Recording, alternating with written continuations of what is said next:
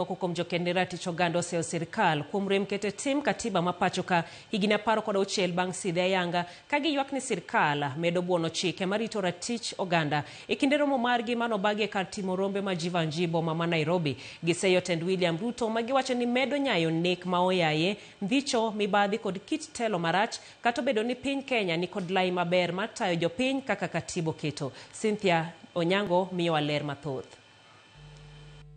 E kinde ma jo Kenya hingo higni 16 nyaka ne piny Kenya yud katiba manyien mar higa 2010, moko kuom jokene ratich oganda okichre gi chien hingo nyasi mar higni 16 ka giwacho ni onge ber manyalo miyo gihingo odiochieng'no kod mor.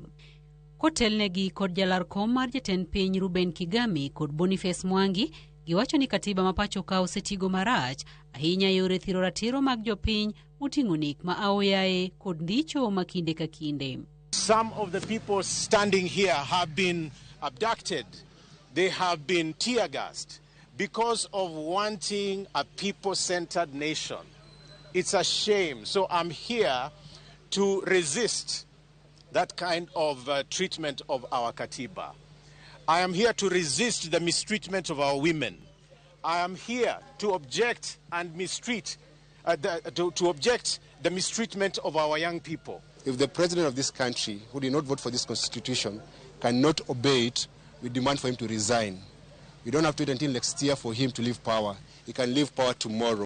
Jokedne ratich oganda go dwaro ni mondo sirikal okaw ting' mar kethruok mar ratiro mar oganda, kendo jatend piny William Ruto gwe tao ewi magiwacho ni oserem keto e tim chike mag katiba. You don't have a leadership that is committed to implementing the constitution. And it's up to you, the Gen Zs and the millennials, to assure Kenyan people that you will be different.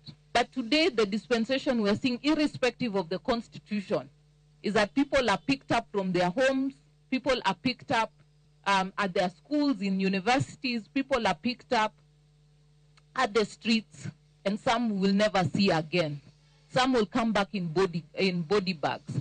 Yet we have a very progressive constitution that protects the right to life, right to fair hearing, and to ensure that everyone goes through the same rigors and the same processes. Korka kore, ogai machon mar doho mamalo David Maraga, to ywak ni pen chik manyien omak mafuanda kod sirikal jatend piny William Ruto, kendo lero ni pen chik manyien ma jo Kenya noyudo higni 16 mokalo, ne ok en mich mar jopiny kowuok kuom jotelo, ka ojiwo jopiny mondo obed akicha mar rite. Maraga oseo sirikal kuom rocho ratiro mar oganda, chayo ng'eto mag doho kod rem keto e tim dwaro mag jopiny kaachiel gi sando jogo mani kod paro mopogore. Udhi nyime kod seyo od bura kuom nindo e tije maduong' mar keto sirikal tesri, kendo bedo bad sirikal ataro gi pen chik kowacho ni yiero maduong' mabiro dhi bedo mar ombulu mar paro ewi kido mar telo ma oganda dwaro. Cynthia Onyango, Ramogi TV.